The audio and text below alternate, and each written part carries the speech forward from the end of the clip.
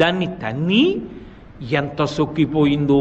కిమర్థం తాడితం, అంత కష్టపడి ఎందుకు తన్నారు?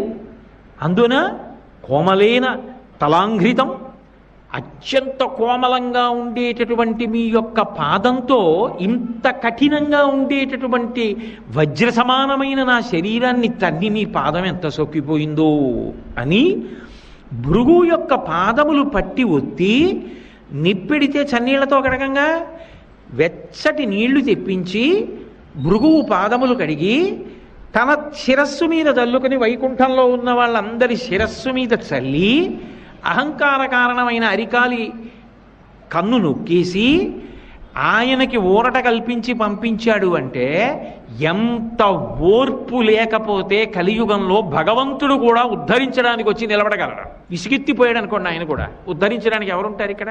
అంత ఓర్పుతో ఉండవలసినటువంటి అవతారం. ఎంత ఓర్పు లేకపోతే ఆ పద్మపీఠం మీద ఒక్కనాడు కాలు కదిపాడండి. ఒక్కనాడు ఎన్నాళ్ళు నించోనరా ఇలాగా, ఓ కుర్చీ వేయండి అని కూర్చున్నాడా? పడుకున్నాడా? నాకు ఇంతే సమయమా, ఎన్ని వేల మందిలా వస్తూ ఉంటారా, ఎంతమందిని నేను చూడనరా అన్నాడా? అలా చూస్తూనే ఉంటాడు, అనుగ్రహిస్తూనే ఉంటాడు. ఎక్కడో ఉండి మొరలు పెట్టుకున్నా ఆపద మొక్కల వాడి కాపాడుతూనే ఉంటాడు, క్షమిస్తూనే ఉంటాడు. అంత ఓర్పుతో రావాలి అవతారం. అందుకే మొదటే ఓర్పు పట్టి వచ్చింది. రావడం అన్ని అవతారాల్లాగా రాలేదు. భృగువు వెళ్ళి తంతే సహించి బయలుదేరాడు. అందుకే మీరు చూడండి, మొదట దయ కలుగుతుంది ఎప్పుడు మనిషికి. దయ కదిలితే కార్యం నడుస్తుంది. నేను అలా వెళ్ళిపోతున్నాను అనుకోండి, ఏదో దేవాలయంలోకి వెళ్ళి హుండీలో 100 రూపాయలు వేద్దాం అనుకుని వెడుతున్నాను. వెడుతుంటే ఒక పిల్ల తల్లి కంఠం పట్టుకుని గట్టిగా కౌగులించుకుని ఏడుస్తోంది. అమ్మా, అన్నం తిని 3 రోజులైంది, బయట వడగాట్పులు, ప్రేగులు తిరిగిపోతున్నాయమ్మా, ఆకలేస్తోందంటే మంచినీళ్లు తాగమంటావు, ఇవాళ మంచినీళ్లు తాగితే వాంతి అయిపోతోంది, ఏమైనా పెట్టమ్మా అని కొడుతోంది తల్లిని. నాకే లేదు, నీకు ఎక్కడ పెట్టనే అంటోంది తల్లి. తల్లి ఏడిస్తే తట్టుకోగలరు, పిల్ల ఏడిస్తే ఎవరు తట్టుకోలేరు. ఎందుకంటే కపటం ఉండదు. అందుకే శంకరాచార్యులు వారంతటి వారు కనకధార చేస్తే పక్షి ఏడుస్తోంది అనలేదు, పక్షి పిల్ల ఏడుస్తోంది అన్నారు. విహంగ శిశం విషణ్ణే దుష్కర్మ ఘర్మమపనీయ చిరాయ దూరం నారాయణ ప్రణయని నయనాంబువాహ అన్నారు. వెంటనే 100 రూపాయలు హుండీలో సాయంకాలం ఇయ్యచ్చు. గబగబా పక్కనున్న దుకాణంలోకి వెళ్ళి ఓ 2 రొట్లు కొని, 2 మంచినీళ్ళ సీసాలు కొని, ఓ 2 పళ్ళు కొని తీసుకొచ్చి ముందు ఆ చెట్టు కింద కూర్చొని నువ్వు తిని పిల్లకి పెట్టవమ్మా అని అవి ముందు ఆ తల్లికి పిల్లకి ఇచ్చి పెడతానా వెళ్ళనా? నా దయ కలిగింది, నా దయ కదిలింది. అసలు ఆ పరిస్థితిని చూడగానే అబ్బా బాబోయ్ ఇంత దారుణంగా ఉన్నారే అని దయ కదిలితే అక్కరకు రావాలి అని నాలో ఉన్నటువంటి ఒక క్రియ కదిలింది. ఒక పని చేశాను. ముందు కనపడని దయ కదులుతుంది, కనపడేటటువంటి కర్మ నడుస్తుంది. దయ కదలకపోతే కర్మ ఎలా నడుస్తుంది? ఈశ్వరుడు భూమి మీదకి రావాలంటే ముందు ఆయన దయ కదలాలి. ఎవరా దయ? అమ్మవారే. వేదాంత దేశికులని మహానుభావులు వారు అందరిలాగా లక్ష్మీ శతకము అలా శతకాలు చేయలే, ఆయన దయాశతకము అని చేశారు. ఆ శతకం పేరే దయాశతకం. దయాశతకం పరమాద్భుతమైన శతకం. ఇప్పటికీ పద్మావతి అమ్మవారి దేవాలయంలో అప్పుడప్పుడు అందులో శ్లోకాలు చదువుతుంటారు. అందులో ఒక అద్భుతమైనటువంటి మాట అంటారు. అమ్మ, అహమస్మి అపరాధ చక్రవర్తి. నేనెవరో తెలుసా? నేను చక్రవర్తినమ్మా. దేనికి? అపరాధములు చెయ్యడంలో నా అంత చక్రవర్తి లేడు. చక్రవర్తి అంటే విశేషమైనటువంటి ఐశ్వర్యం ఉంటుంది. నా దగ్గరే ఉందో తెలుసా? విశేష సంఖ్యలో చేసిన పాపాలు ఉన్నాయి, అన్ని అపరాధాలు చేశాను. అహమస్మి అపరాధ చక్రవర్తి త్వంచ గుణేన సార్వభౌమి. అమ్మా, నువ్వు సార్వభౌమురాలివి, నీ దగ్గరే ఉంది. మమ్మల్ని క్షమించడానికి కావలసినన్ని మంచి గుణాలు ఉన్నాయి. కాబట్టి నా అపరాధాలని నువ్వు క్షమించు తల్లి. కరుణే ఓ దయామూర్తి. అమ్మవారిని దయా అనే పిలుస్తారు. అందుకే దయ ఎక్కడుంటుంది మనిషికి?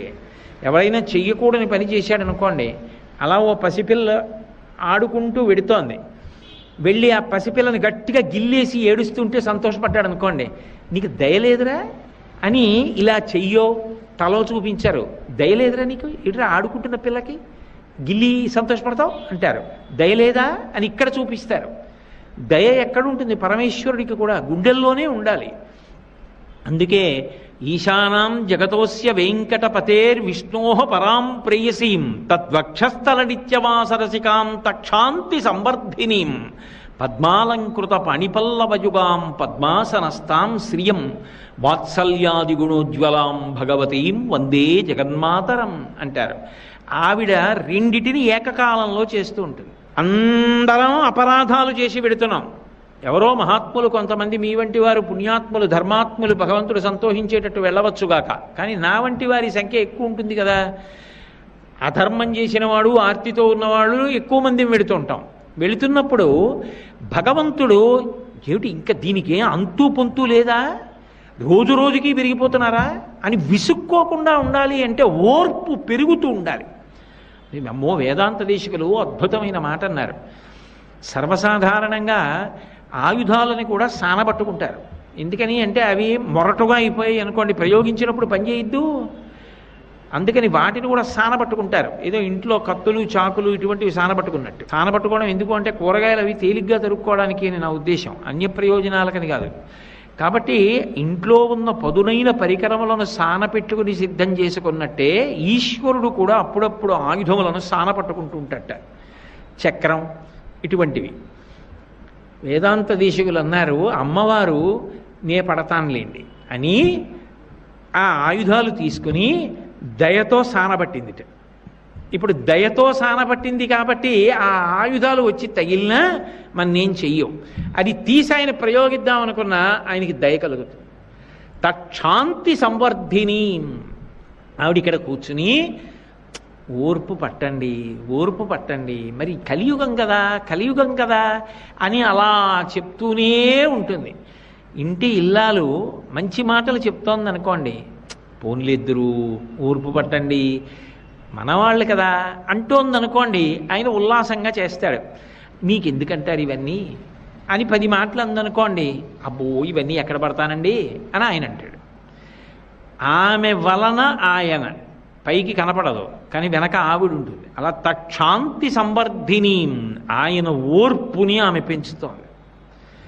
మన పట్ల వాత్సల్యం ఈశ్వరుడు చూపిస్తున్నాడు. అప్పుడు గోవు తన కడుపున పుట్టిన దూడని మాంసాహారి కాకపోయినా మావిని నాలుకతో నాకినట్టు మన పాపములను ఈశ్వరుడు తొలగించేస్తున్నాడు, తొలగించి కాపాడుతున్నాడు. కాపాడడానికి ఆవిడ ముందు కదులుతోంది. కదలడం కూడా ఏదో సామాన్యంగా కదలడం కాదు. శ్రీగుణరత్న కోశంలో పరాశర భట్టర్లు ఒక అద్భుతమైన మాట అంటారు. ఐశ్వర్యమక్షరగతిం పరమం పదం వా కస్మై చితంజలిభరం వహతే వితీర్య అస్మైన కించిచితం కృతం ఇచ్చదాంబ త్వం లజ్జసే కథయకోయు ద్వారభావ అంటారు. త్రికరణ శుద్ధిగా ఎవరో వెళ్ళి అమ్మవారి దగ్గర ఇలా నమస్కారం పెట్టేట, అంజలి ఘటించాడు. త్రికరణ శుద్ధిగా పెట్టాడు నమస్కారం. ఒరే నువ్వు ఇంత త్రికరణ శుద్ధిగా నాకు అంజలి ఘటించావు, ఇహలోకమునందు నువ్వు సమస్త భోగములను అనుభవించు ఇస్తుందిట.